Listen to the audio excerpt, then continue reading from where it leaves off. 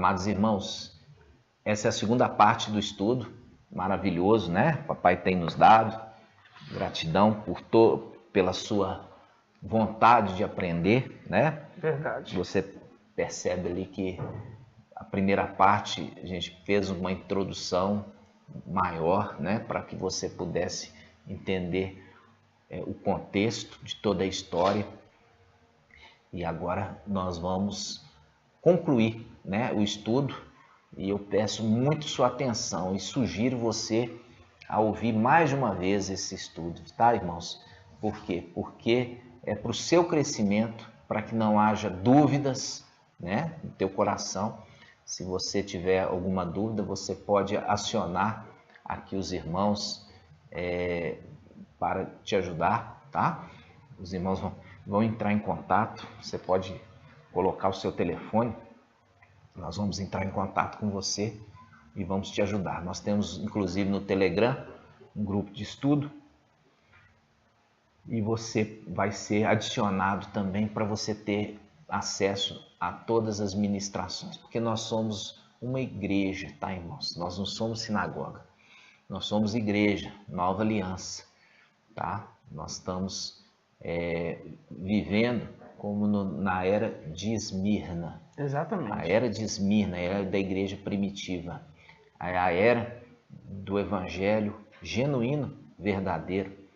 Lógico que muitos ali, né, ela é uma igreja sofredora, uma igreja que sofreu tremendas perseguições, mas ela sofreu perseguições exatamente por ela ser uma igreja diferenciada, né? Satanás, sabendo disso, sabendo que as duas eras, que são as eras que vão casar, que é Esmirna e Filadélfia, ela apontou ali todas as suas armas, né?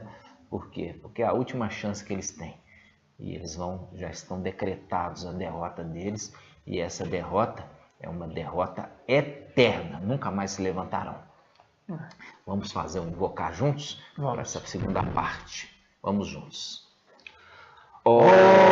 Yahusha, Yahusha, Yahusha,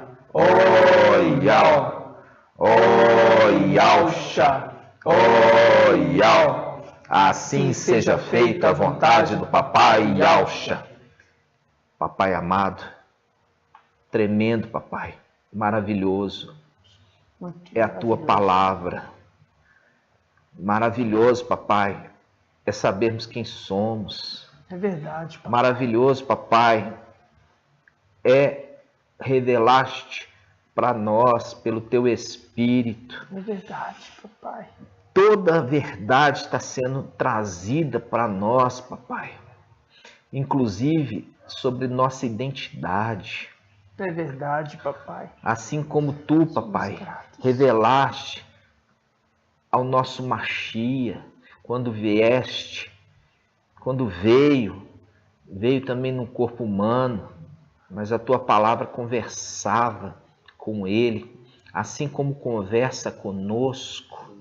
E a cada dia, Papai, sabemos que mais está se aproximando o dia da nossa redenção. É verdade, Papai. Ó, Papai, nos ajuda a trazer a mensagem de água cristalina. Sim, Papai. Para saciar e também para acalmar, Papai, o teu povo, Papai, que está andando no deserto, precisando do maná e da água que brota da rocha. Sim, para manter-se de pé e manter-se atuante.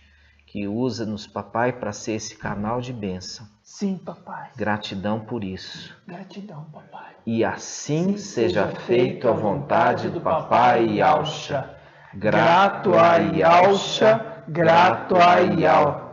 Grato a Yahusha, grato a Yah.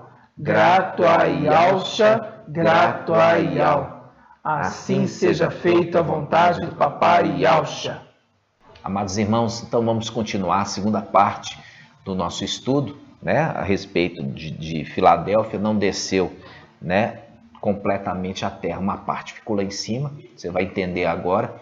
Nós vamos entender também sobre as duas testemunhas, quem está cuidando delas, quem está alimentando elas. Agora você vai entender de uma forma completa, tá? Esse estudo, e eu te peço que você esteja conosco até o final, tá? Para você poder completar o seu entendimento, porque muitos chegam aqui, assistem 5 minutos de vídeo para falar coisas que são censuráveis, coitados. Por quê? Porque estão rejeitando a mensagem, porque já estão com uma ideia fixa, né? Uma ideia que vão ter que passar pela tribulação para aprender. Mas esse é o momento que você vê que dos filhos de Aush, né? Eles vieram de 2 a 2, um veio numa era ali, Moisés, né? Moisés, ele veio trazendo uma mensagem de esperança, depois Elias, uma mensagem de restauração, mas quando eles vêm de 2, aí é sempre uma visão de vamos olhar, vamos analisar e vamos ver o que eles estão fazendo, né? Nós sabemos que agora, no final dos tempos, ainda existe uma esperança, porque o Evangelho eterno está sendo divulgado, ou seja, palavras de salvação. Verdade. Mas, passado esse tempo, passado esse período, essa era Filadélfia, aí sim vai ser uma era difícil. É uma era que as duas testemunhas retornam para exercer um julgamento. Elas estão verificando, olhando e testemunhando nada bom para essa terra, né, irmãos? Exatamente. Então vamos continuar o estudo. Exatamente. Vamos lá.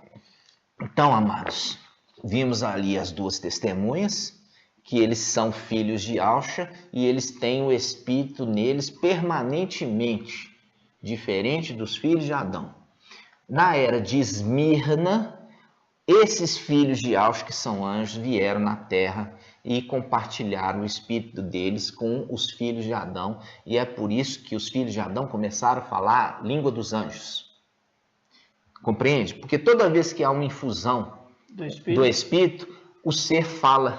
Sempre assim. Sempre assim. Ele fala. Você vê lá, inclusive, que nós já trouxemos esse estudo de Balaão, né?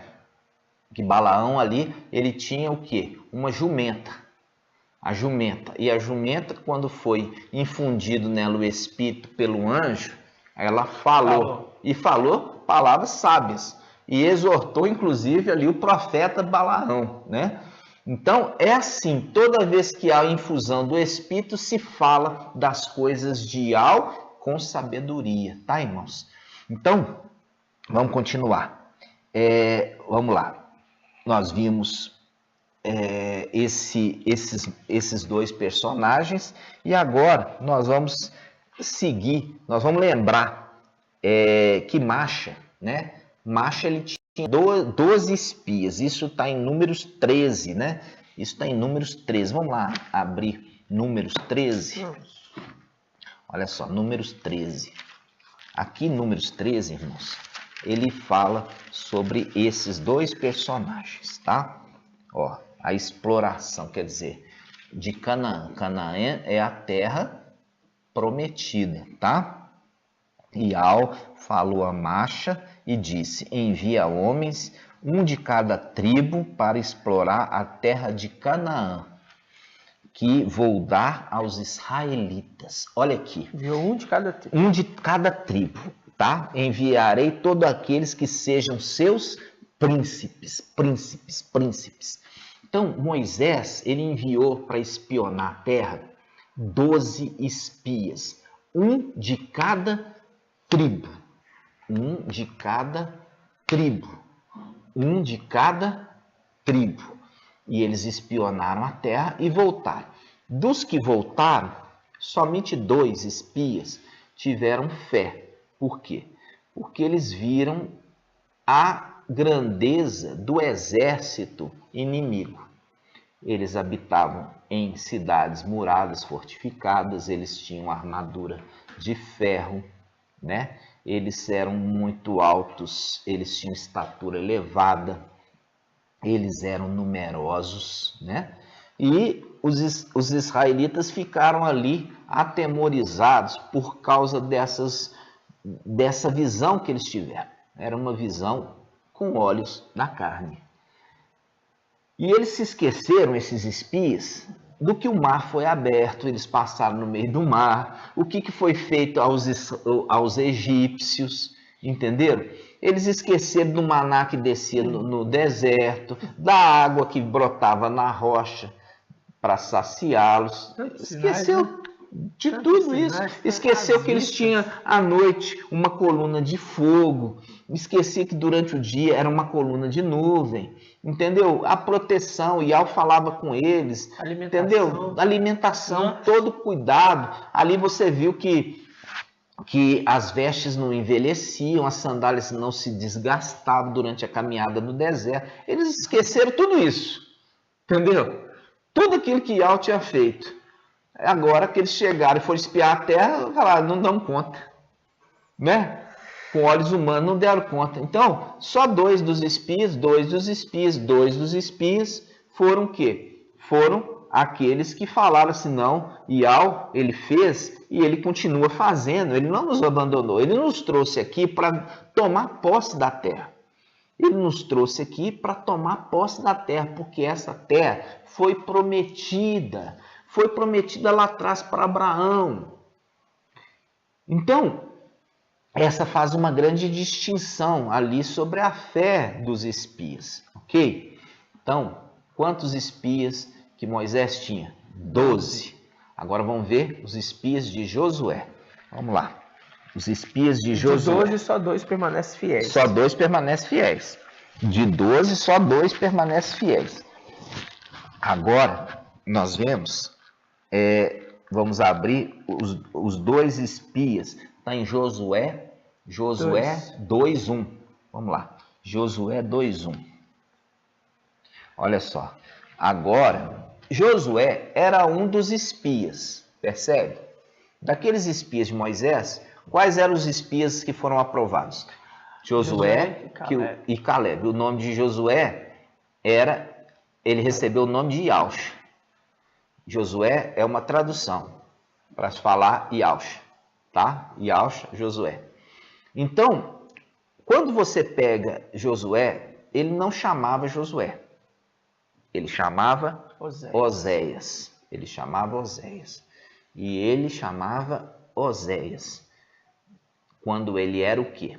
Quando ele era servo e era servo de Ial? Não, ele era servo do servo de Ial.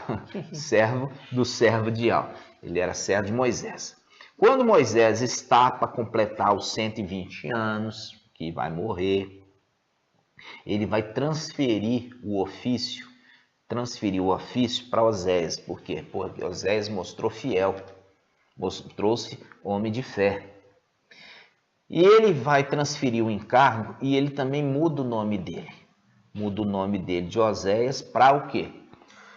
Yauxa. Porque esse Yauxa que vai estar dando posse da terra para o povo israelita.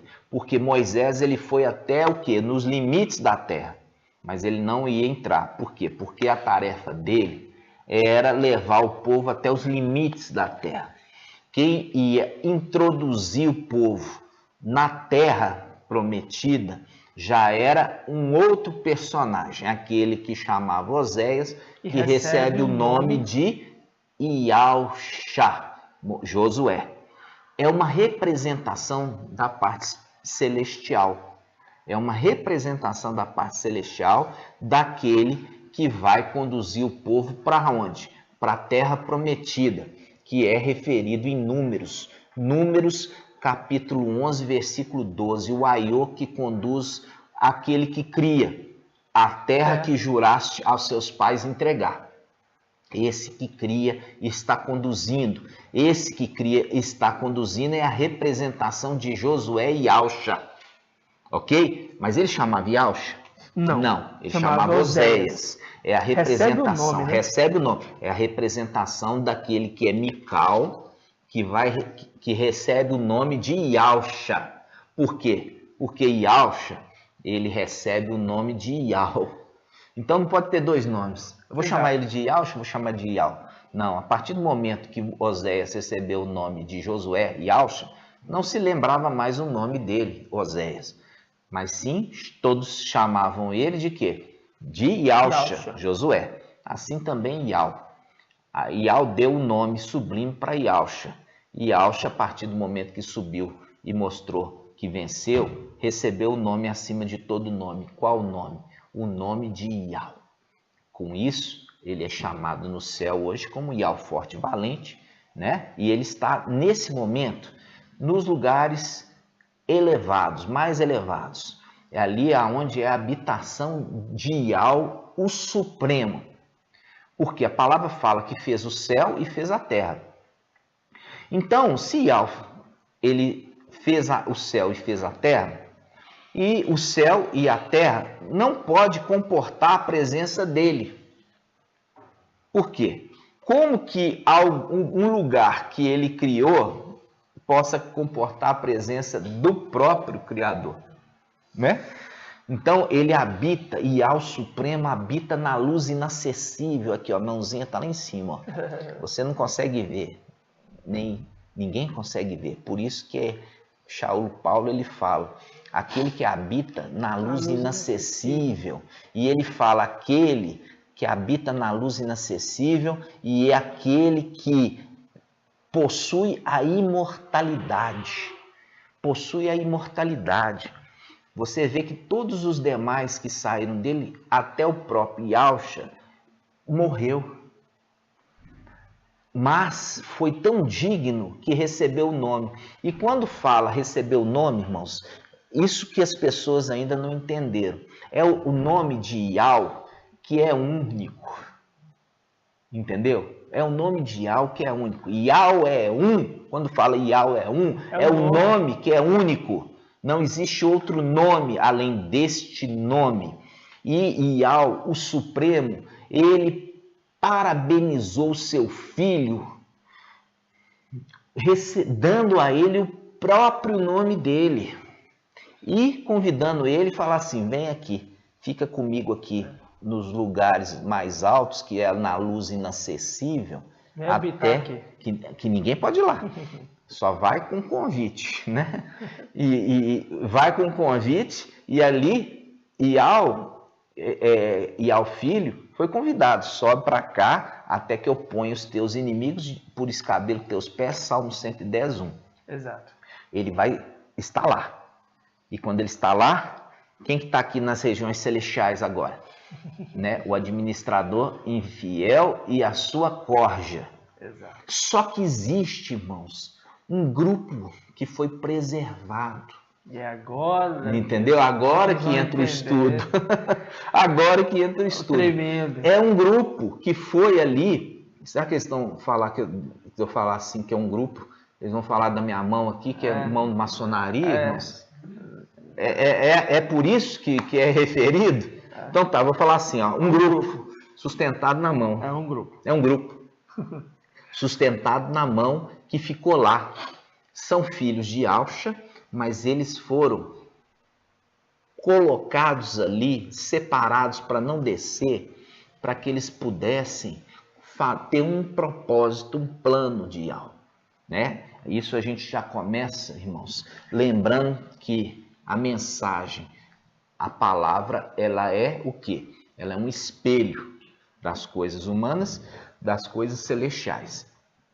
A gente abre em Jeremias 52, a tomada de Al-Shalom. Vamos lá. Jeremias 52. É porque é aquela pergunta que surge, né? Tá bom, Elias subiu, Moisés subiu. E aonde eles estão? E agora? O que aconteceu? O que aconteceu com eles? Jeremias 52. Presta atenção, irmãos. Jeremias 52. Jeremias 52, 12. Fala assim, ó. No 5º mês, no 10º dia do mês, Nabuzardã, chefe da guarda, funcionário do rei da Babilônia, entrou em Al-Shalom. Ele incendiou o templo de Ial. Ele incendiou o templo de Ial. A casa do rei também, o palácio real. E todas as casas de Al-Shalom. todo o exército dos caldeus que estavam com o chefe da guarda derrubou todas as muralhas em torno de Al-Shalã. Derrubou todas as muralhas em volta de Al-Shalã. Aí nós temos que entender o que é a representação da muralha. A muralha é uma representação daquilo que retém o inimigo de entrar na cidade. Tá? A muralha, ela tem uma finalidade de proteger a cidade. Aqui está falando que os caldeus, né, ali a mando de Nabuzardan, né, ele, junto com seu exército, derrubou as muralhas. Para a gente entender qual que é a representação das muralhas, nós temos que ir lá em Apocalipse. Tá. Vamos lá? Vamos. Vamos lá, então. Apocalipse 20 ou 21? Vamos lá, acho que é Apocalipse 21. Apocalipse 21, versículo 17. Olha aqui. A nova Yal-Shalom. A nova Yal-Shalom que desce do céu. E aqui nós mostramos aqui na palavra qual é a representação da muralha. A gente falou que a muralha é que protege a cidade. E as escrituras não vão te dar nada mastigado, tá, irmãos? Não vai. Você vai ter que comer alimentos já que o intérprete traz para você engolir, para facilitar a sua digestão. Vamos lá, olha só. Apocalipse 21, 17. Mediu também a muralha, 144 côvados. Se você pegar essas traduções aí que transforma côvado em metro, já vai perder o sentido. Porque o sentido não é saber em quantos metros. Esse não é o objetivo. O objetivo é trazer o quê? É trazer a representação da muralha. O que representa a muralha? O que representa a muralha? Ela representa os 144 mil. Por isso que está falando assim, versículo 17. Mediu também a muralha de Al-Shalã. Ela media 144 côvados. E na Bíblia King James aí para você ver. Ele mediu o muro e deu 65 metros de altura. Viu? Perdeu totalmente, não tem sentido. Essa informação é totalmente inútil. E ele ainda coloca, né? Porque essa informação, quando aparece aqui na Bíblia Al-Shalom, né? Ele fala assim, ó, ele é um acréscimo do teólogo, porque aqui, ó, o anjo media com medida humana. Aí, na Bíblia King James, ele mostrou, ó, ele mediu o muro e deu 65 metros de altura, de acordo com a medida humana que o anjo estava usando. Tá vendo que ele manteve como algo original das escrituras, mas não é. Não é. Tá mostrando que é uma colocação do teólogo. Teólogo. Então, a medida na escritura original fala, e mediu a muralha. Ela mediu quanto? 144 côvados. Não tem nada falando aí de medida humana. Não pode perder esses detalhes. Porque não é medida humana, irmãos. É medida celestial. Quando eu estou falando medida humana, está em travessão aqui, ó. Entendeu? Aí já sai fora, porque não é medida humana. Está falando de coisa celestial. Exatamente. Quando ele está falando de 144 côvados, ele está fazendo um link que esse Nabuzardan, que está em Jeremias 52, versículo 13, fala assim, ele incendiou o templo de Al, incendiou a casa do rei e todas as casas de Al-Shalã. Todo o exército dos caldeus que estava com o chefe da guarda derrubou todas as muralhas em torno de Al-Shalã. Derrubou todas as muralhas. A representação que os 144 mil foram derrubados. Exato. Entendeu? Os 144 mil foram derrubados. E é por isso que faz um link com o Lucas. Papai Yalcha viu quando os discípulos estavam admirando a construção do templo. E admiraram ainda as pedras, né? Admiraram, viram que as pedras eram muito bonitas. E ele fala, olha que lindo que é essa construção. Papai Yalcha, já profetizando no final dos tempos, ele fala, não ficará pedra sobre pedra que não seja derribado. Veja bem, é uma representação dessa destruição de Al-Shalã. É uma destruição de Al-Shalom celestial. Tudo se repete. Tudo se repete. Por quê? Porque as escrituras estão falando das coisas humanas e está falando também as coisas celestiais. Porque nós lemos aqui em Eclesiastes 1:9, tudo uma repetição dos fatos. Porque Yahweh fez o céu e a terra. Entendeu? Repete nas duas criações. Então, irmãos, quando nós vimos aqui, esse Nabuzardan é uma representação. Porque Nabuzardan, ele era chefe da guarda do rei da Babilônia. Ele é uma representação do antimachia. Por quê? Porque o antimachia, celestialmente, ele é também um general. Ele é general da guarda de Lúcifer, da guarda do rei de Babilônia.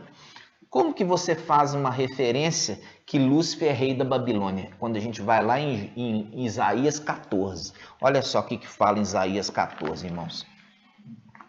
Isaías 14, na Bíblia Al-Shalom, ele já coloca, na Bíblia Al-Shalom está escrito aqui em cima, ó, o teólogo já colocou facilitar, a morte do rei de Babilônia.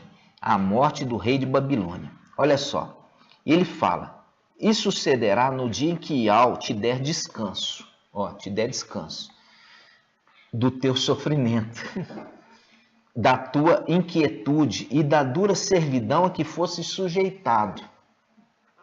Que entoarás esta sátira a respeito do rei de Babilônia. Como terminou o opressor, como terminou a arrogância, aí ele vai falando sobre esse rei da Babilônia.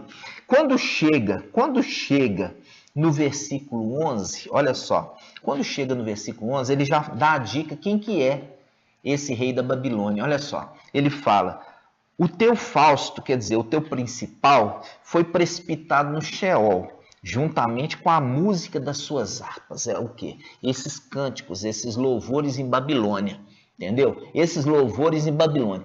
Porque o Salmo 137 fala assim, os nossos opressores, aqueles que nos levaram cativo, queriam que nós fôssemos felizes. Entoai-nos um dos cânticos de Sião. Como podemos entoar o cântico de Yahweh em terra estrangeira? Ou seja, é a tentativa desse opressor, desse rei da Babilônia, querer fazer daqueles que foram tirados da sua casa, sua terra, levados cativos, que eles fossem alegres.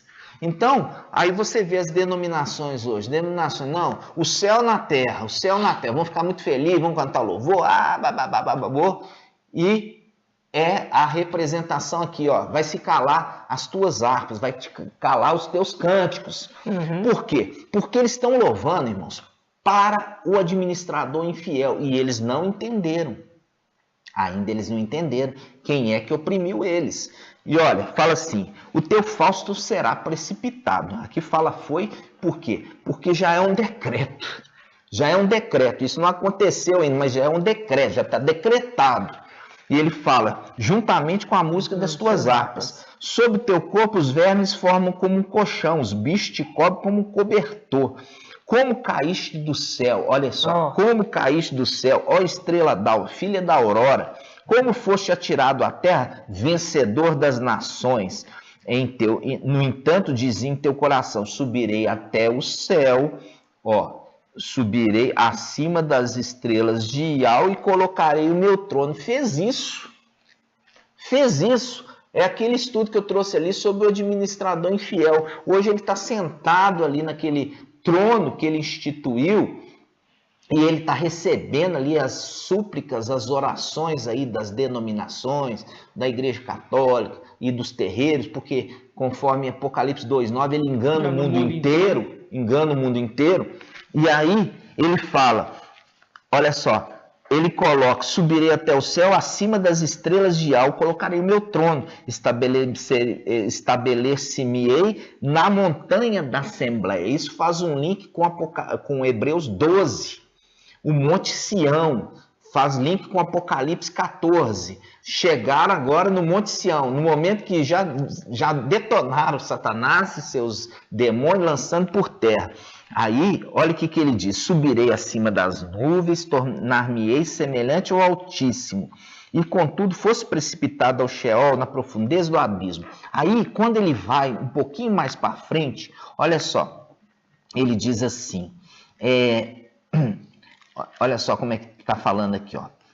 Ele está falando tudo sobre esse personagem. Esse personagem ele pega e fala, no versículo 17, olha só, diz assim, que reduziu o mundo a um deserto, arrasou-lhe as cidades e nunca permitiu que os seus prisioneiros voltassem para a sua pátria. Nunca permitiu, porque manteve eles até o final cativos, escravizados, cegos, sem o entendimento, Essa é a condição que os que estão hoje cegos, eles são o quê? Totalmente enganados, irmãos. E com eles sendo enganados, eles vão continuar em Babilônia. E porque estão recebendo bênção, estão recebendo ali alimento, estão recebendo cura. Eles, com isso, nunca vão pensar em retornar para a terra deles. Esse é o link com o povo no Egito. Por quê? Porque levantou-se um opressor, levantou-se um rei do Egito que não conhecia José. Aí o que eles começaram a oprimir o povo? E oprimir o povo, aí o povo se lembrou das promessas de uma terra. Aí clamou por um libertador. Mas quando esse rei de Babilônia está sendo beneficente, está dando comida, está dando empresa, está dando carro zero, está dando perdão de dívidas. Eles querem sair dali? Não. Não, eles vão continuar em Babilônia. Então, essa palavra que está falando assim, ele não permite que ninguém seja libertado. Está entendendo, irmãos? Esse quem? Esse rei de Babilônia. Esse rei de Babilônia que não permite que os exilados voltem para sua terra. Tá compreendendo? Então, quando nós estamos vendo esse personagem, irmãos, esse personagem é a representação de quem? É a representação ali de Lúcifer, Satanás, que é, humanamente falando, Jeremias 52, é a tomada da terra, Yal-Shalom, terrena, pelo rei, o quê? Nabucodonosor, que enviou quem? O chefe da guarda, Nabuzardan. Entendeu? Então, é a representação do rei de Babilônia. Quem? Lúcifer, Satanás, e o chefe da guarda dele. Quem? O anti-Mashiach, Emanuel. Se cumprindo no céu, irmãos, e na terra. Se cumprindo no céu e na terra. Exatamente. Sempre se repetindo. Aí, quando nós voltamos agora em Jeremias 52, olha só, Jeremias 52, ele fala assim, olha, presta atenção. Ele fala assim, versículo 13. Nabuzardan incendiou o templo de Ial, a casa do rei e todas as casas de Yal-Shalom. Todo o exército dos caldeus que estava com o chefe da guarda derrubou todas as muralhas em torno de Yal-Shalom. Isso faz um link com Daniel. Daniel, capítulo 8. Vamos lá? Vamos lá, Daniel 8. Olha só, Daniel 8. Daniel 8, versículo 9. Nós já falamos lá que o Nabuzardan, chefe da guarda do rei da Babilônia, é uma representação do anti-Mashiach. Olha só, diz assim, de um deles saiu um pequeno chifre. Pequeno chifre é o anti-Mashiach, que depois cresceu muito, tanto na direção do sul, quanto no país do esplendor. Ele ergueu-se contra o exército dos céus. Viu? Ele ergueu-se sobre o exército do céu. Viu ali que ele e o seu exército derrubou a muralha de Yal-Shalom? E a muralha é a representação dos 144 mil. Ele continua dizendo, derrubou por terra, parte dos exércitos e das esteiras, calcando aos pés. Ou seja, derrubou por terra todo, mas uma parte ainda ele tomou para ele.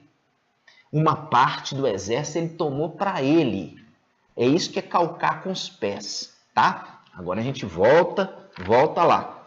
Volta em Jeremias 52. Agora ele fala,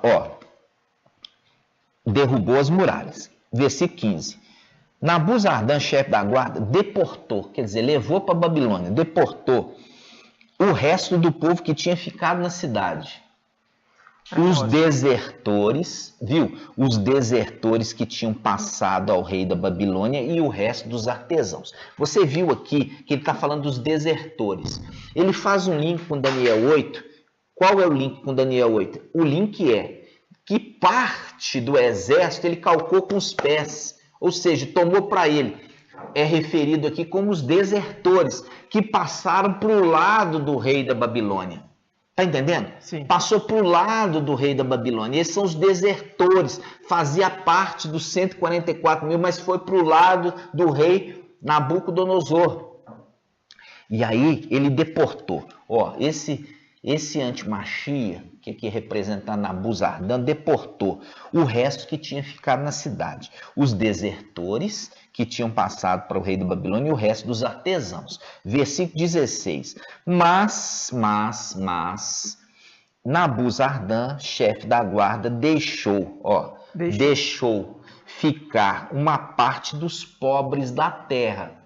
Uma parte dos que habitavam em Alxalã ficou lá. Olha só. Como vinhateiros e lavradores. Viu aqui? Ele está falando assim, mas esse Nabuzardan, ele permitiu que uma parte da população de Alxalã ficasse aonde? Ficasse na própria terra. É uma representação que os filhos de Alxa tiveram que ser derrubados. Mas foi permitido a um grupo que permanecesse lá em cima. Por quê? Porque eles iam ser úteis no final dos tempos. Eles iam ser úteis no final dos tempos. Vamos lá, vamos ver. Aqui nós começamos a entrar no tema propriamente dito, né, irmãos? Porque não é fácil, é um tema difícil. E os irmãos, eu sei que muitos estão chegando agora no nosso canal. E eu convido a você, meu irmão, a você voltar lá do princípio dos estudos para você compreender. E você vai ter que dedicar um bom tempo. Mas você que está querendo fazer parte dos 144 mil, não pense que é só conhecer o nome verdadeiro que você vai fazer parte. Não. Porque o menino, nós vemos a representação de Samuel, crescia em graça e conhecimento diante de Yahweh e dos homens, depois ele foi entregue no templo. Exatamente. E ele foi entregue capacitado, você vê interessante, né, irmão? Porque a mãe dele já fez para ele uma estola sacerdotal. E ele já servia ainda criança no templo celestial. Mas era uma criança, o quê? Capacitada, é uma criança capacitada. Essa é a era de Filadélfia. É uma era muito curtinha, não vai dar tempo de fazer o quê? Pessoas adultas, propriamente dita, porque é uma era curta, é uma era muito curtinha, mas vai estar trabalhando crianças que são capacitadas, como a representação ali de Samuel, que era criança e Al falava com ele, ele entendia a voz de Al e obedecia, e tinha uma estola sacerdotal para servir dentro do templo. É maravilhoso isso. Paulo ainda fala, né, que ninguém menospreze a sua pouca idade, né? Falando para Timóteo. Não é verdade, irmão. Exatamente. É uma representação também, né? Então aqui nós vimos no versículo 16, né, que Nabuzardan deixou ficar na cidade uma parte, né? Uma pequena parte. Ele cita como pobres da terra, e eles servirem como vinhateiros e também lavradores. Até aqui tá tranquilo, irmãos? Tranquilo. Vamos lá. Então, primeira parte do estudo. Nós temos uma referência da tomada de Alxalã pelo inimigo, e o inimigo do restante que permaneceu ali na cidade, eles foram deportados para a Babilônia, ou seja, uma representação da terra, tá? Da terra. Foi trazido para a terra. Você tem aqueles que foram livrados, né? Que é um outro estudo que nós vamos trazer. Aqueles grupo que Ial mesmo que trouxe, e um restante que ficou lá, o próprio antimachia trouxe, né? Então a gente vai depois concluindo esses estudos, porque é muito conteúdo de uma vez só, né, irmãos? Verdade. Então tá.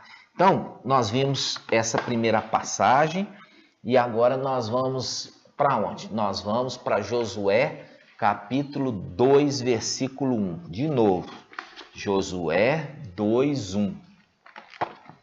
Olha só, Josué, capítulo 2, versículo 1. Agora a gente volta de novo nas duas testemunhas, né? De novo, Josué, capítulo 2, versículo 1. Só que agora são duas testemunhas enviados não por Moisés, mas por Josué, tá? Diz assim, ó. Josué, filho de Num, enviou de Setim secretamente 2 homens como espiões, dizendo: Ide, examinai a terra de Jericó. Já é a terra prometida. Foram, pois, e entraram na casa de uma prostituta chamada Raabe, e hospedaram-se ali. E anunciou-se ao rei de Jericó: Eis que alguns dos israelitas vieram aqui esta noite para espionar a terra. Então o rei de Jericó mandou dizer a Raabe: Faze sair os homens que vieram a ti e que entraram na tua casa, porque vieram para espionar toda a terra. Mas a mulher tinha tomado os 2 homens e escondera. Disse então: De fato, esses homens vieram a mim, e eu não sabia de onde eram. E havendo de fechar-se a porta da cidade à noite, esses homens saíram e não sei para onde foram. Persegui-os rapidamente e os alcançareis. Ela, porém, os fizera subir ao terraço, e os escondera entre as canas de linho que haviam disposto em ordem no terraço. E os homens saíram em perseguição deles pelo caminho da valde do Jordão, e fechou-se a porta após a saída dos que os perseguiram. E antes que os espiões se deitassem, Raabe subiu ao terraço e disse-lhe: Sei que Iau vos deu esta terra, e caiu sobre nós o vosso terror. E todos os habitantes da terra estão tomados de pânico diante de vós, porque temos ouvido como Iau secou as águas do mar de juncos diante de vós, quando saístes do Egito, e o que fizestes aos 2 reis dos amorreus, e do outro lado do Jordão, a Seom e a Og, que destruístes totalmente. Ao ouvirmos isso, o nosso coração desfaleceu, e não restou mais ânimo em ninguém por causa da vossa presença, porque o Iau, o vosso Iau, é Iau tanto no céu quanto na terra, quanto embaixo da terra. Agora, pois, jurai-me por Iau, que assim como eu tive compaixão de vós, de igual modo tratareis com compaixão a casa de meu pai, e me dareis um sinal verdadeiro, de que persevereis a vida de meu pai, da minha mãe, dos meus irmãos e irmãs, e de todos os que lhe pertencem. E é que é preservarei. Preservareis. E ele fala: e de todos que lhes pertencem, e de que não nos livrareis da morte.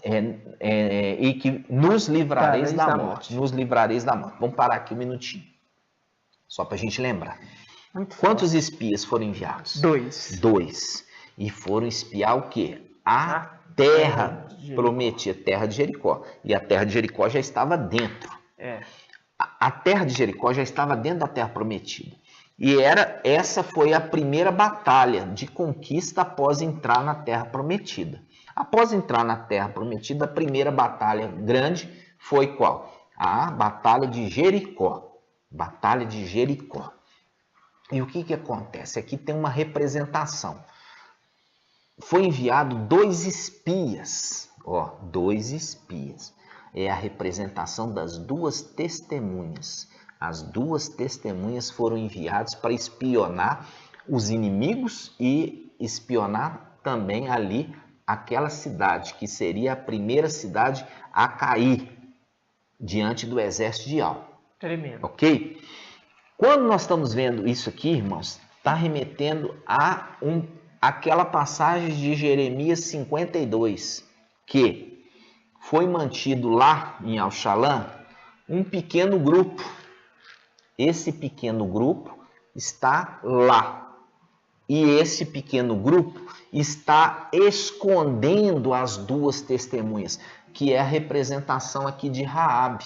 Que esconde.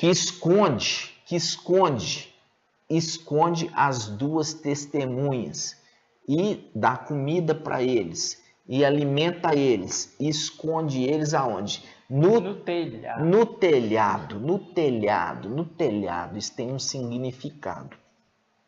A gente tem que ir devagarzinho, tá, irmãos? Então, você acha que é duas testemunhas aqui, duas espias? Já falei com você. As duas testemunhas são testemunhas oculares. Nesse momento, aonde estão as duas testemunhas? Estão aqui na terra? Não. Não, eles vão descer aqui. Nesse momento, as duas testemunhas estão lá nos lugares celestiais. A nossa terra, a nossa Yal-Shalã, a nossa Canaã. Estão observando o inimigo.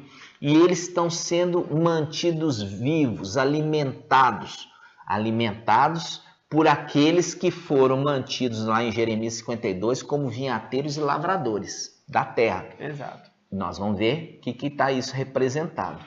Mas eu quero ir devagarzinho. São duas testemunhas. Estão sendo mantidos lá em cima por um grupo que estão escondendo eles, ok? Então tá jóia. Então vamos lá. Agora nós vamos na parte da outra testemunha, Elias, né? Elias. Lembra de Elias fugindo de Jezabel? Lembra? Ele estava escondido e ele estava fugindo e estava se escondendo. Vamos achar essa passagem? Vamos lá. 1 Reis 19, 14. Diz assim.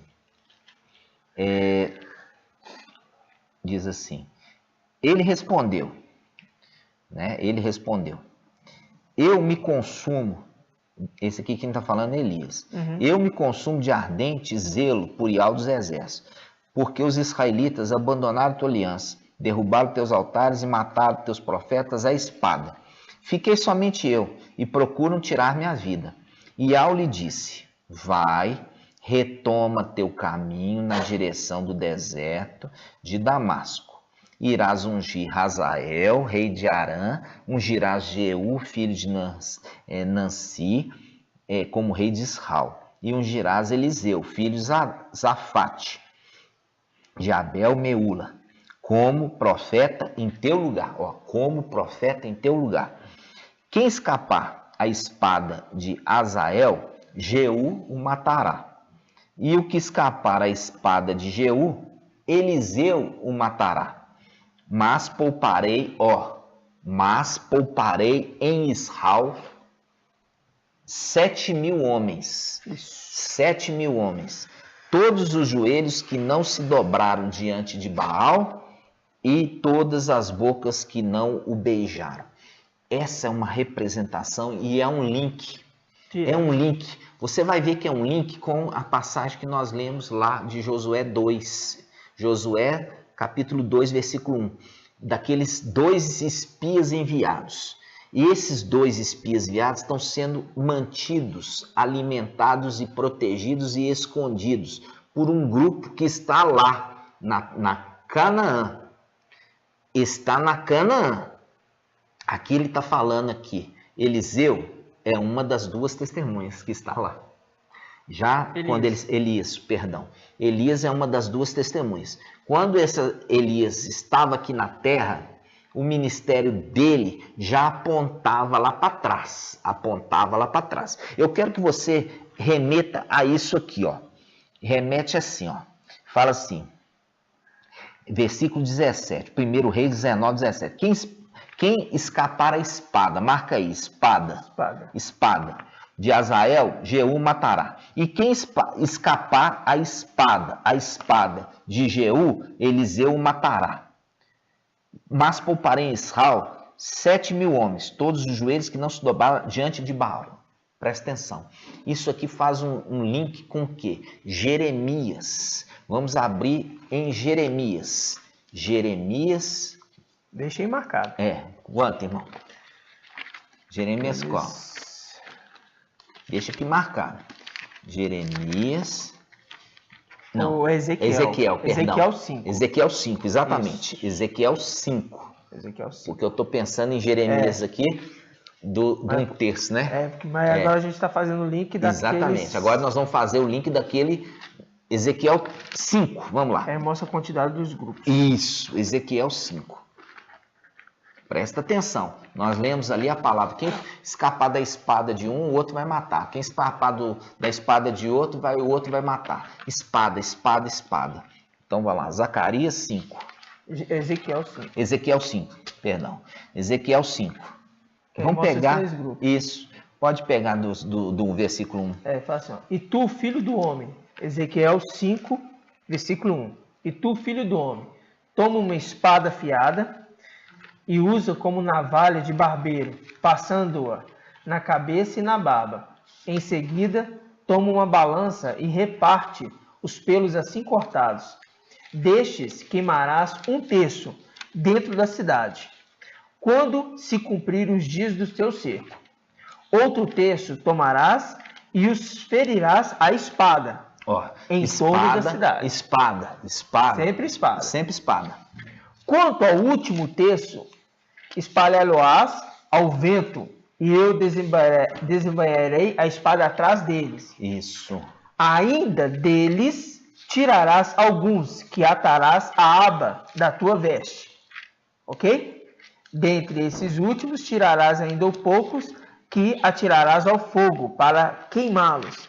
E é daí que sairá o fogo que atingirá toda a casa de Israel. Olha só, aqui está falando o seguinte, está falando com o profeta Ezequiel. Ezequiel, nós vamos fazer o seguinte, você vai amolar uma espada como se fosse navalha, tá? Já está falando aqui de espada. E você vai raspar aqui, sua cabeça, tirando todos os fios de cabelo e raspando sua barba, e você vai fazer um mote. Desse mote, você vai dividir em 3 partes. Essa primeira parte, você vai fazer o quê? A primeira parte vai queimar. Em seguida vai queimar dentro dos muros, né? Vai queimar. Queimarás 1/3 dentro da cidade. Isso, dentro da cidade. O outro 2/3 você vai jogar no vento. Vai espalhar eles. Não vai espalhar? Vai. Espalhando e colocando a espada atrás deles. Manda a espada atrás. Fazendo um link com a passagem que nós lemos lá, né? O primeiro Reis. Exato. A espada vai perseguindo. Aí ele fala, quando ele está falando desses 3 partes, ele está falando das partes que formavam o exército de 144.000. A primeira parte, que é 1/3, foi queimado já dentro dos muros da cidade. A gente já trouxe esse estudo, né? Aqueles que seguiram Lúcifer, eles foram queimados quando eles foram apresentar isso diante de Ial. Tá? Foram queimados ali, lançados aonde? No abismo. Exato. E nós já fizemos o estudo daqueles seres híbridos. Exato. Que são aqueles que se compactuaram ali, pactuaram com os querubins ali e se formaram com eles um só corpo. Esse é o primeiro grupo que perderam a primogenitura e foram lançados ali no abismo. Judas, capítulo 1, versículo 6. Terminados de vez. Né? A gente fez esse estudo. A gente não pode também trazer, você tem que ouvir para você completar o entendimento, né? Para você voltar. Aí vamos lá, a segunda parte foi espalhado, né, irmãos? E a terceira parte? Como é que ficou essa terceira parte? Aí fica assim, quanto ao último terço, vai ser espalhado ao vento. O último terço. E eu vou desembainhar a espada atrás deles. Mas novo. Aí ele fala, ainda desses últimos, vai separar um pouquinho. Que ele não vai ser espalhado, mas ele vai ser guardado. Aonde? Na aba das vestes. Na aba da veste. Que aba de veste é essa, irmão? Esse grupinho que foi guardado na aba da veste ele é o grupinho que está sendo mantido lá em cima. Por quê? Porque nós já explicamos sobre isso.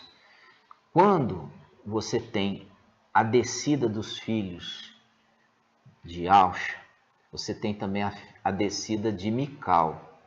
Mical já tinha recebido parte da herança dele, recebeu o nome do pai, recebeu as vestes embebidas de sangue e recebeu o quê? Recebeu ali a parte da estola sacerdotal, que é especial, uma representação de José no Egito, que eu já trouxe esse estudo, mostrando que os irmãos de José pegaram e venderam José para o Egito, pegaram as vestes dele e jogaram sangue do animal e entregaram para o pai dele, falando que ele tinha sido morto.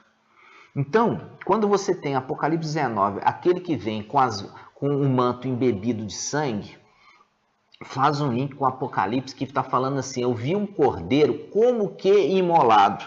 Ele estava morto? Não. Como que as vestes que ele estava ali, o sangue que estava sobre ele não era dele, era sangue do pai dele. Essas são as vestes que ele recebeu, Mical recebeu, quando ele recebeu o nome de Auxa, ele recebeu as vestes de Auxa, embebidas de sangue, e o ministério de Auxa, para ele servir como sumo sacerdote no templo. Sim. Só que ele teve que deixar tudo isso para descer à terra. E quando ele deixou tudo isso, este grupo ficou guardando as vestes. Esse grupo ficou guardando as vestes do sumo sacerdote. E é por isso que Zacarias capítulo 5, ele está falando de um grupinho que foi guardado nas vestes. Esse grupo que foi guardado nas vestes são os guardiões da veste. Exatamente. Entendeu? E eles estão guardando as vestes lá em cima. Por quê? Porque o restante foi espalhado, mas esse pequeno grupo, eles estão como guardiões das vestes. E esses guardiões das vestes, a gente sabe até quantos são. Vamos lá em 1 Reis de novo? Vamos. Faz um link com a segunda testemunha. Olha só, faz um link com a segunda testemunha, que é Elias. 1 Reis 19, versículo 17. Que está fazendo um link perseguindo, a espada perseguindo, igual nós lemos lá em Ezequiel 5. Isso.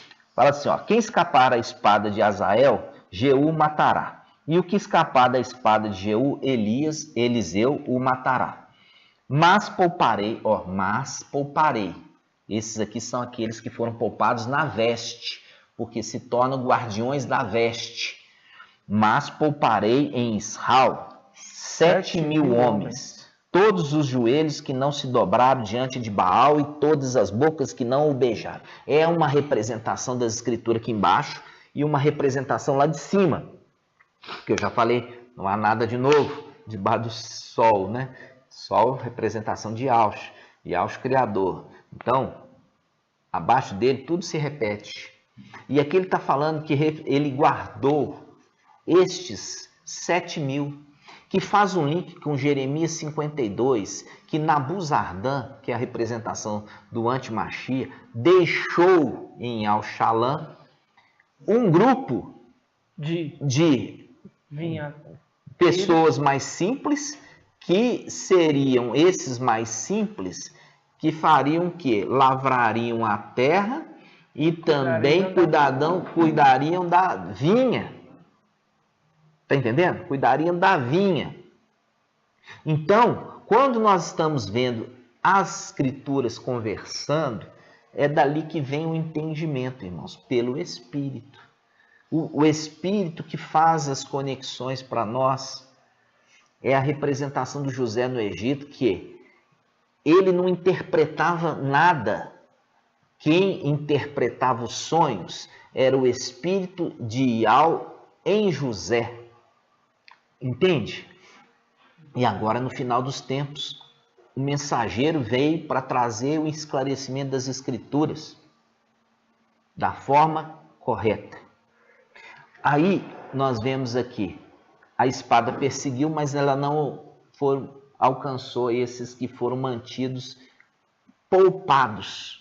Guardados. Esses são aqueles referidos guardando a veste. E a veste os guarda. Por quê? Porque a veste está embebida de sangue do cordeiro imolado. E é isso que protege, porque isso faz o link lá com a história do Egito. Os primogênitos, eles não eram, os primogênitos israelitas, eles eram poupados do anjo da morte. E a gente já fez o estudo com o anjo da morte ali no Egito, é o anti-Machia, o anjo da morte. Então, aqueles que tinham o sangue do cordeiro no umbral da porta, o anjo da morte não tinha autoridade de entrar ali dentro para fazer mal ao primogênito. Então, aqueles que estão lá em cima, eles são primogênitos. Fazem parte dos 144 mil originais. E eles têm o sangue sobre eles que os protege. E eles estão guardando o manto e estão escondendo as duas testemunhas e estão escondendo também o quê? Alimentando também as duas testemunhas. Guardando, escondendo e alimentando as duas testemunhas. Alimenta ali as duas testemunhas. Por quê? Porque, conforme Jeremias 52, eles são vinhateiros e lavradores. E o que eles têm que lavrar lá em cima? Vamos ver? Vamos entender. Vamos lá. Gênesis. Vamos lá em Gênesis. Gênesis. Eles lavrando a terra, irmãos. Gênesis 2,15. Vamos lá. Gênesis 2,15. Diz assim: Iau tomou o homem e o colocou no jardim do Éden para cultivar e guardar. Olha aqui. Iau tomou o homem e colocou no jardim do Éden para cultivar e guardar. E o guardar. Iau colocou o homem no jardim para cultivar o jardim, cultivar a terra e guardar. E guardar. E guardar. Tremendo. E guardar. E guardar. Guardiões. Guardiões. Guardando quem? Guardando o manto. Vocês estão entendendo, irmãos? Olha como é que as escrituras são maravilhosas. Tremendo. Tá? Guardando o manto. Colocou esses no jardim para lavrar o jardim, a terra do Éden. E para o quê? Guardar, fazendo um link ali com o final do sempre, guardando o manto. Aqueles que foram guardados no manto, nas orlas do manto, foram guardados ali. E o manto é um manto embebido de sangue, irmãos. É um manto embebido de sangue, que dá a eles o quê? A proteção contra quem? Contra o anjo da morte. Compreende? E eles que alimentam? E eles alimentam as duas testemunhas. Por quê? Porque eles trabalham lá no Jardim do Éden. E é de lá que eles trazem o alimento para aqueles dois que estão escondidos se alimentar. Agora vamos ver onde que eles estão escondidos, irmão? Nossa. Vamos lá? Vamos ver. Então, e uma colocação aqui desse Gênesis é lembrando que Iau aqui, quando colocou o homem no Jardim do Éden, colocou ele para cultivar a terra e guardar, e disse assim, Iau deu ao homem este mandamento: você pode comer todas as árvores do jardim, mas da árvore do conhecimento do bem e do mal não comerás, né? Mas a gente vê que o homem ali, ele poderia comer de todas as árvores. Então a gente está entendendo de como esse Elias e Moisés estão sendo alimentados. De todas as árvores, inclusive da árvore da vida, que mantém eles o quê? Vivos. Porque essa árvore ele podia comer. Exatamente, mantendo eles vivos, né, irmãos? E nós vamos relembrando, voltando depois, nós vamos ter que voltar lá em Judas, capítulo 1, quando você vê ali que Mical, ele disputando o corpo de quem? De Moisés contra Lúcifer, contra Satanás. É isso mesmo. Para poder ele, o quê? Fazer reviver, né? Isso é tremendo. Ele fazer reviver. Tremendo. E eles já, você vê Elias e Moisés, quando eles aparecem para Papai Yahshua lá na transfiguração. Era espírito que estava ali? Não. Eram já pessoas. Era o próprio Moisés em corpo humano e também Eliseu em corpo humano. Encontrando Papai Yahshua em corpo humano. Tremendo. Né? É lindo isso. Tremendo. E aí, irmãos, olha só, vamos lá. Josué, Josué 2:1. Olha só. A gente já falou Josué 2, né? Nós lemos ali. Agora, você vai ver o sinal. Qual que é o sinal daqueles que estavam cuidando ali? Daqueles que estavam cuidando, escondendo as duas testemunhas. Qual que era o sinal? Por quê? Porque o exército está sendo montado aqui na terra, irmãos. Esse exército está sendo juntado. Mical está juntando esse exército aqui. E já está suando lá em cima que Mical está juntando um grande exército na terra. Tremendo. E eles já começam a ter medo. Vamos ver isso, ó. Os demônios lá em cima, esses querubins, já começam a ter medo. Olha só. Versículo 10. Josué 2:10. Porque temos ouvido, como Iau secou as águas do mar de junco diante de vós, quando saíste do Egito, e o que fizeste aos reis dos amorreus, do outro lado do Jordão, a Seom e a Og, que destruístes completamente. Ao ouvirmos isso, nosso coração desfaleceu e não restou mais ânimo em ninguém, por causa da vossa presença, porque Iau, vosso Iau, é Iau tanto do céu quanto embaixo na terra. Agora, pois, jurai-me por Iau, que assim como eu tive compaixão de vós, de igual modo tratareis com compaixão a casa de meu pai e me dareis um sinal verdadeiro, de que preservareis a vida de meu pai e da minha mãe, dos meus irmãos e irmãs e todos que lhe pertencem, e de que nos livrareis da morte, nos livrarei do anjo da morte. E os homens disseram, a vossa vida responderá a nossa vida responderá pela vossa, se não denunciados a nossa missão. E quando Iau nos der a terra, usaremos de compaixão. Quando Iau nos der a terra, usaremos de compaixão e fidelidade para contigo. Então ela os fez descer por uma corda pela janela, pois a sua casa estava construída na muralha. Olha aqui. Primeiro sinal. Primeiro sinal. Eles faziam parte da muralha. E eu já falei com você, nós fizemos o link lá em Apocalipse 21, né? 21. Que está falando que o tamanho da muralha da Nova Jerusalém é 144 côvados. Referindo que a muralha que protege a cidade é o exército de Iau. Tremendo. E ali mostra que o Nabuzardan, em Jeremias 52, quando ele tomou posse de Jerusalém, ele derrubou por terra a muralha completamente. Aí ele está falando aqui que esses aqui habitam na muralha. Ou seja, fazem parte dos 144 mil. Olha só. Podia viver em qualquer outro lugar, Podia, mas mora na muralha. Aí ele fala, olha só. Então, versículo 15. Então ela os fez descer por uma corda pela janela, pois a sua casa estava construída na muralha, visto que morava ali. E disse-lhes, ide à montanha, para que os vossos perseguidores não vos encontrem.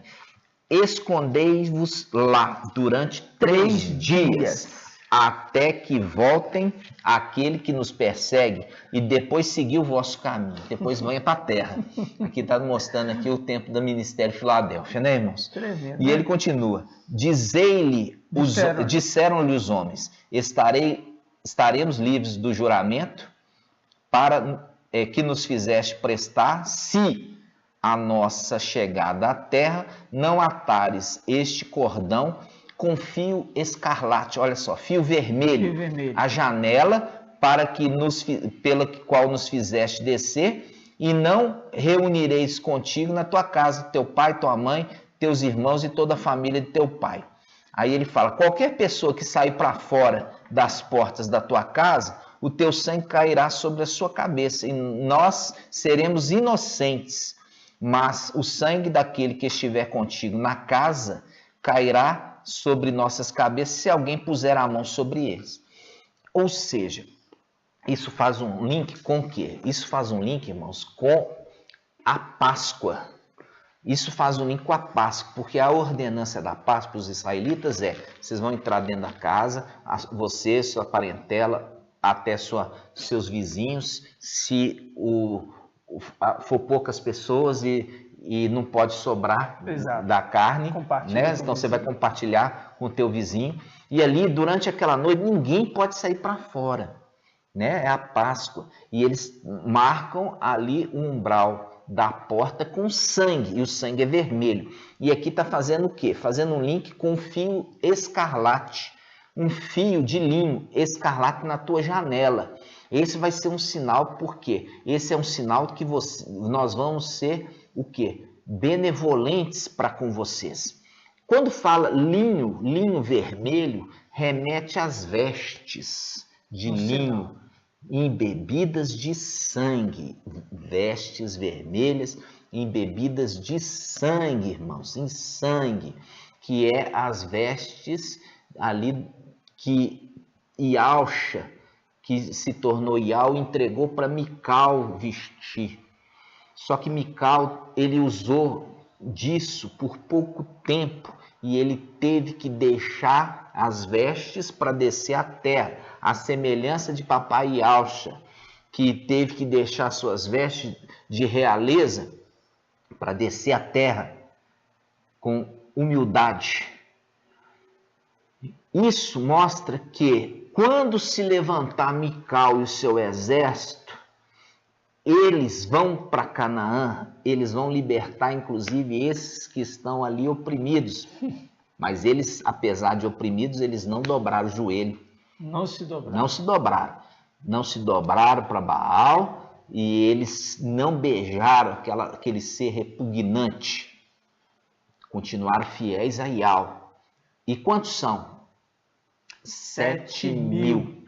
Então, agora você entende, 7.000 dos 48.000, menos 7, porque 7 já estão lá em cima e estão sendo guardados na veste sacerdotal, no manto embebido de sangue, que é vermelho, que é um link com a peça de linho que foi colocado ali como um sinal, uma peça de linho vermelho.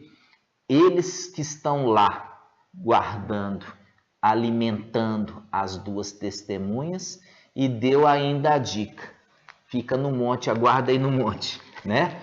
Por quê? Porque eles estavam, irmãos, no monte, é a representação do monte Sião. O que é o monte Sião? O monte Sião remete a Apocalipse 14, vamos lá, Apocalipse 14, isso mesmo, irmão. Apocalipse 14, 1. Tive depois essa visão. Pode ler. Tive depois essa visão. Eis que o Cordeiro estava de pé sobre o monte Sião, com 144.000, que traziam escrito na fronte o nome dele e o nome do seu pai. Exatamente. Então, amados irmãos, nós temos aqui, olha só, esse estudo maravilhoso, né? Só que é um longo, né? É longo, a gente está fazendo o possível. Mas presta atenção aqui nesse estudo. O importante é você aprender, né? Com certeza. Mesmo que a gente reparte aqui, mas o importante é trazer o pleno conhecimento.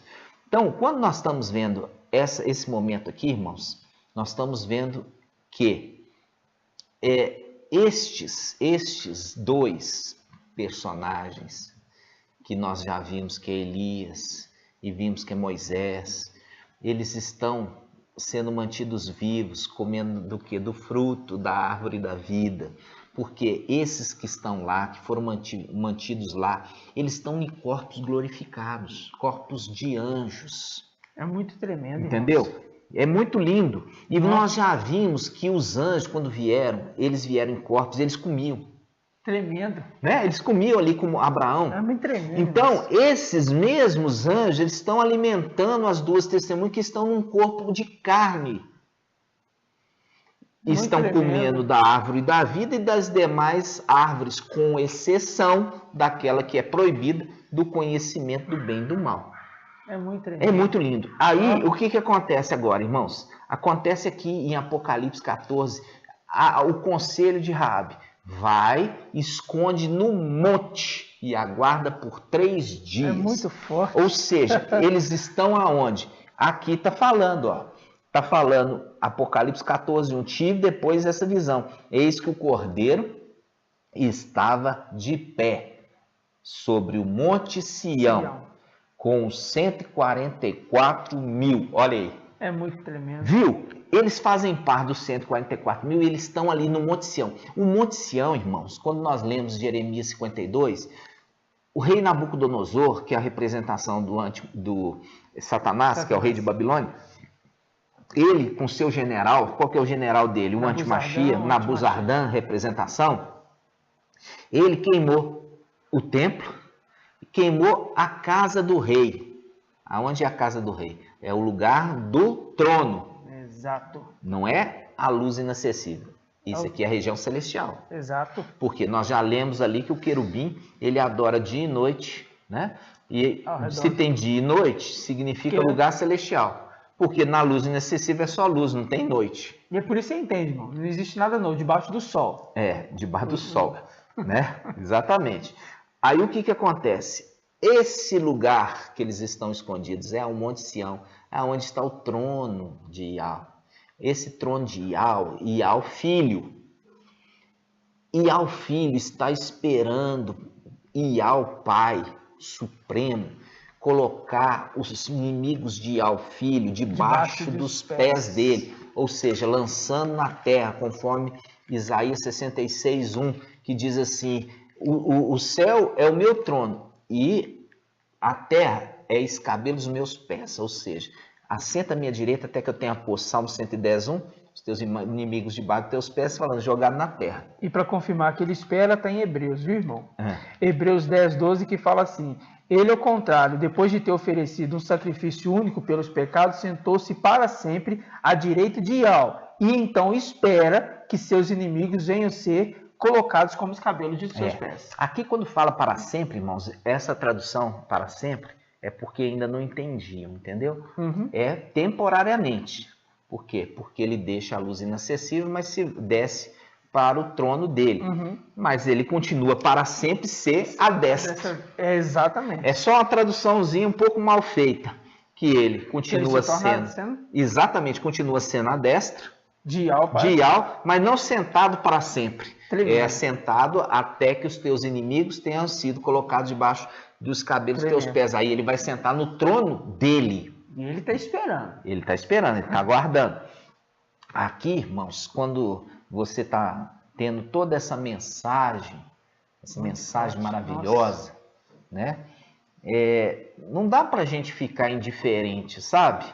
Diante de tanta mensagem que o Pai está ensinando para se cumprir no final dos tempos, a verdade. Isso faz um link com Daniel capítulo 8, olha só. Daniel 8. Vamos lá. E diz assim: e chegou até a exaltar-se contra o príncipe do exército, abolindo o sacrifício perpétuo e arrasando o lugar do seu santuário. E o exército, sobre o sacrifício, pôs a iniquidade, derrubou por terra a verdade e teve êxito naquilo que empreendeu. Derrubou por terra a verdade. Por quê? Porque os que são filhos da verdade, os seres celestiais, eles são lançados aqui.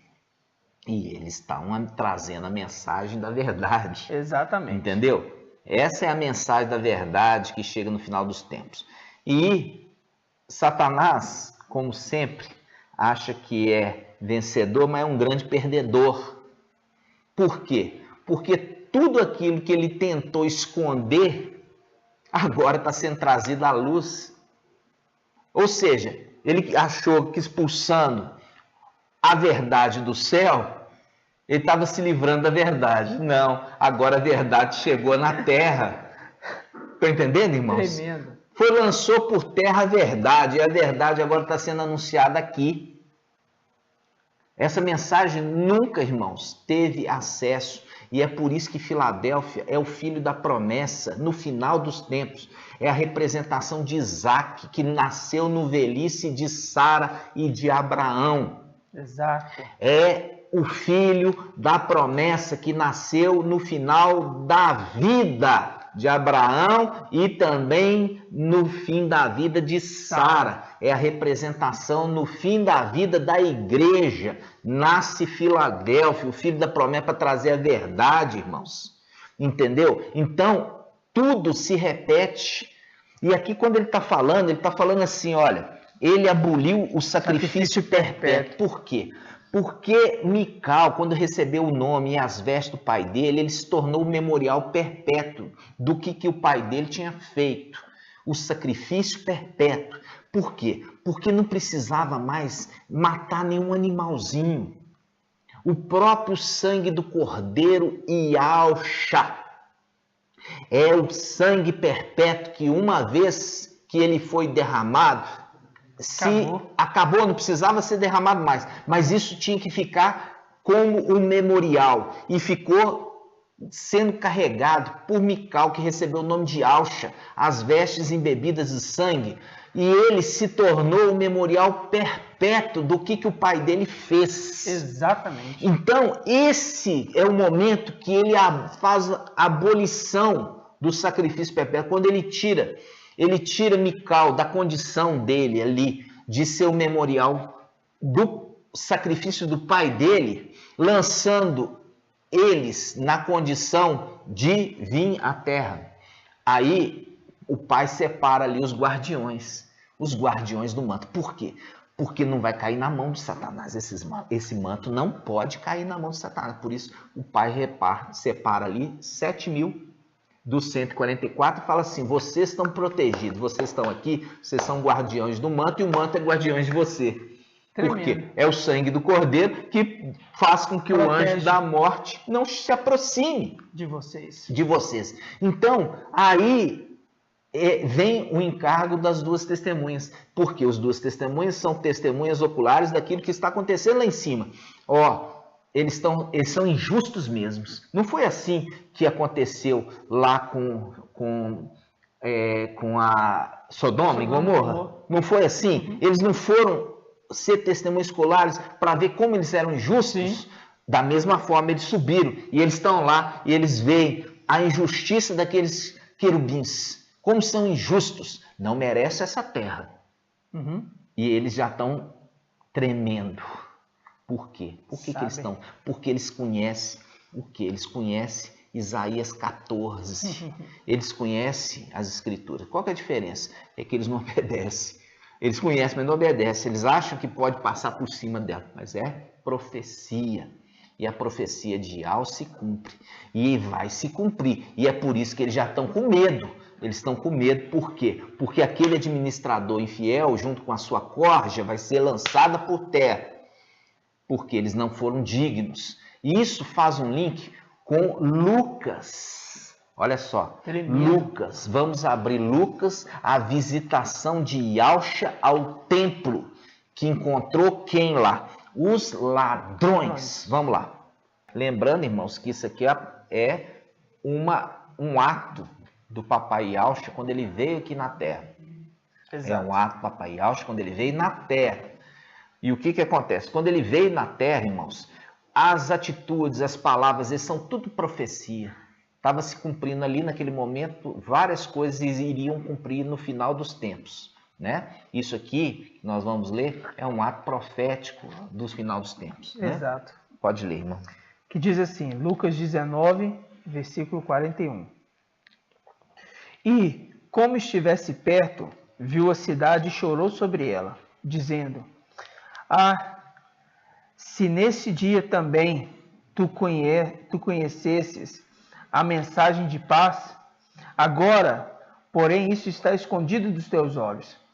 Pois dias virão sobre ti, e os teus inimigos te cercarão com trincheiras, te rodearão e te apertarão por todos os lados. Deitarão por terra a ti e teus filhos no meio de ti, e não deixarão de ti pedra sobre pedra, porque não reconhecestes o tempo em que fostes visitada. Isso. Aqui nós já vimos, humanamente falando, isso se cumpriu naquele momento que Yel-Shalom, ela vai ser destruída, né? Novamente, vai ser rebaixada, e ali todos os filhos vão ser espalhados, né, pela terra, e ali se cessa todo aquele domínio de Israel àqueles ali, né? E isso remeteu, já aconteceu na terra, mas isso também está remetendo no final dos tempos, lá em cima, que eu falei com vocês, a profecia, ela fala na terra e no céu, né? Porque Yal, ele é Yal do céu e da terra. A palavra dele se cumpre no céu e na terra. Isso aqui ainda vai se cumprir. Por que que vai se cumprir? No céu, na terra já se cumpriu. No céu vai se cumprir, no momento nosso. Por quê? Porque foi enviado lá, nós enviamos o quê? As duas testemunhas. E eles estão sendo ali alimentados pela árvore da vida, comendo o alimento ali do Éden, coisa deliciosa. E estão ali sendo escondidos por quem? Por aqueles 7.000 que estão sendo mantidos na veste. São guardiões da veste e a veste guarda eles. Entendeu? Exato. Então, o que acontece? Aí acontece o seguinte: eles foram como testemunhas oculares para ver como que aqueles querubins são injustos. Como são injustos e ladrões. São injustos e ladrões. Aí ele chega agora no templo. Aí vamos ver o que ele vai fazer no templo? Vamos lá. 19, Lucas 19, versículo 45. Agora, ó. E entrando no templo, ó, começou a expulsar os vendedores, dizendo: está escrito, minha casa será uma casa de oração.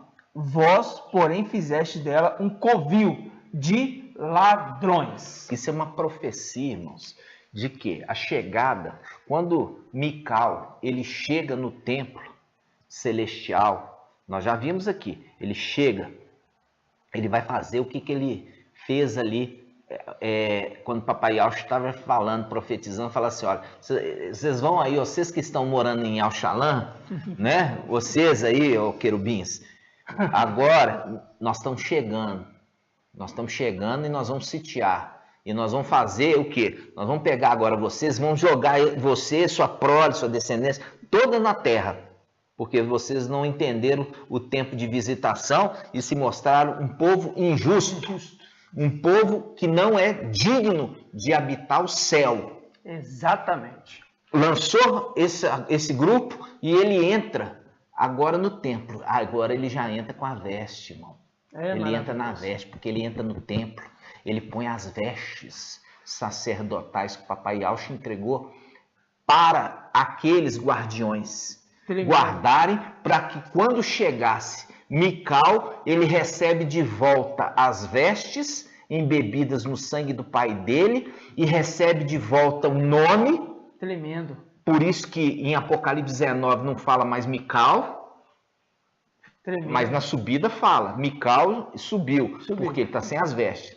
Então agora ele vai chegar no templo e para entrar no templo ele põe as vestes. Ele é respeitoso. Porque no momento ele chega ali para ir de frente com aquele. Exatamente. Mas agora é entrada no templo. No templo. Agora ele entra para expulsar. É muito tremendo. Ele entra para expulsar todos aqueles que estavam ali, entendeu? Fazendo comércio. Como o Papai Yaush fez aqui embaixo. Papai Yaush fez aqui embaixo. Ele entrou no templo sagrado e ele expulsou todos os cambistas, os negociantes. Ele expulsou. Aonde eles ficavam? Na área externa. Na área externa, né? Ele chega agora ali ele pode bater. Porque não foi pego de surpresa dentro do templo. Agora ele está na área externa, ele não está na área interna. Os cambistas, os vendedores de comerciantes ficavam o quê? Na área externa. Agora ele pega e pode, como se diz, descer o cajado ali, tá entendendo, irmãos? Descer a vara de ferro e bater. Por quê? Porque eles estão ali fazendo comércio na casa de Iau, que seria casa de oração, e no entanto fizesse ali um covil de ladrões, ele lá em cima, ali negociando com os seus mensageiros aqui na terra, fazendo o quê? Ali aquele comércio, daqui que eu te dou lá, daqui que eu te dou lá, daqui que eu te dou lá. Isso é o comércio que é proibido. Por quê? Porque aqueles de Iau, irmãos, eles dão gratuitamente. Por isso, Papai Iau, quando enviou os 72, falou assim: vocês dê de graça. Que tudo, porque vocês receberam de graça, vocês vão dar de graça. Vocês nunca vão comercializar as coisas de Iau. Tudo vai ser de graça. E é por isso que Shaul Paulo, ele abre mão de qualquer condição ali que ele poderia usufruir. Ele abre mão e ele trabalha fazendo o quê? Tendas, né? Fazendo tendas para não ser peso nas costas de ninguém, para que qualquer recurso que fosse levantado na obra seria para socorrer as viúvas, os órfãos, os estrangeiros no aperto e não fazer da casa de Iau comércio. E é por isso que nós vemos aqui, isso se cumpriu. Papai Iau, quando veio, ele expulsou, e isso é um ato profético para o final dos tempos. Quando nós estivermos chegando lá em cima, nós vamos derribar aquelas muralhas. Nós vamos, por isso que fala, vamos saltar muralhas, né, irmão? Vamos saltar muralhas e cair lá dentro. E vamos detonar aquilo ali, irmãos. E vamos pegar o santuário, o templo, e vamos expulsar aqueles comerciantes que estão lá em cima, fazendo negócio com as coisas do papai, expulsando aquele administrador infiel. E aquela corja vão cair por terra. Então, esse é o momento, irmãos, que nós estamos ajuntando esse exército maravilhoso para tomar posse daqueles locais que são nossos e são nossos por direito, E ali você viu, mandou as duas testemunhas lá para testemunha ocular de ver como eles são sujos, quanto eles são imundos, quanto eles são o quê? Ladrões. Então, por isso forte. Que está lá as duas testemunhas, irmão. É muito forte. Observando para nós. Papai fez tudo com tanta sabedoria, mostrando ali que na lei fala que você tem que ter 2 ou 3 testemunhas para provar que aquele ato ali, de fato, é um ato de justiça ou de injustiça. E você viu que a hora que Yausha está chegando em Yaushalã, ele chora. É muito tremendo, irmão. Nossa. A hora que nós estivermos chegando lá, irmão, a gente vê a Yaushalã, nós vamos chorar. Entendeu? Nós vamos chorar porque foi grande a nossa tristeza de ter saído dali.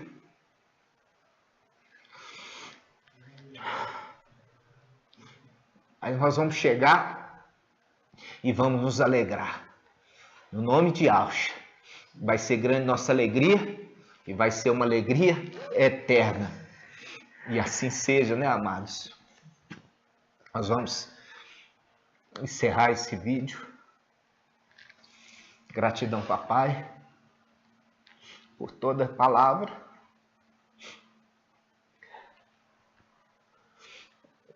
De esperança para todos os seus filhos que estão nessa terra, exilados. Está chegando o tempo da nossa redenção, amados. Alegria, papai, por toda essa palavra de revelação.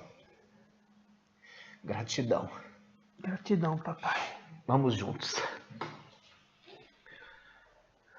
Grato a Yausha, grato a Iau. Grato a Yausha, grato a Iau. Grato a Yausha, grato a Iau. Assim seja feita a vontade do Papai Yahshua. Purial e Purialcha, Purial e Purialcha, Purial e Purialcha. Assim seja feita a vontade do Papai Yahshua. Aleluia. Adorado seja Yahweh. Aleluia. Adorado seja Yahweh. Aleluia. Adorado seja Yahweh. Gratidão, amados irmãos. Gratidão, irmãos. Por estar conosco, por você fazer parte desse exército. Gratidão, papai, pela sua vida. E abençoa ricamente sua casa e abençoa ricamente tudo aquilo que você puser nas suas mãos. Nós estamos juntos e que juntos possamos proclamar essa verdade nos 4 cantos da terra. Assim seja. Assim seja, amados irmãos. Até a próxima, meus irmãos. Até a próxima. Permaneçam firmes, irmãos. Permaneçam firmes. Não titubiem. Não titubie, porque nós sabemos muito bem que é uma palavra forte e que aqueles que não conseguem ainda compreender, peça ao Pai sabedoria, que Ele te dá de bom grado. Ele te dá. Peça ao Pai fé, Ele te dá, tá? E permaneçam firmes nos estudos, porque nós sabemos que os dias são maus, mas nós estamos logo, logo chegando. Voltando para nossa casa, né, irmão? Assim seja, amado. Voltando para nossa casa.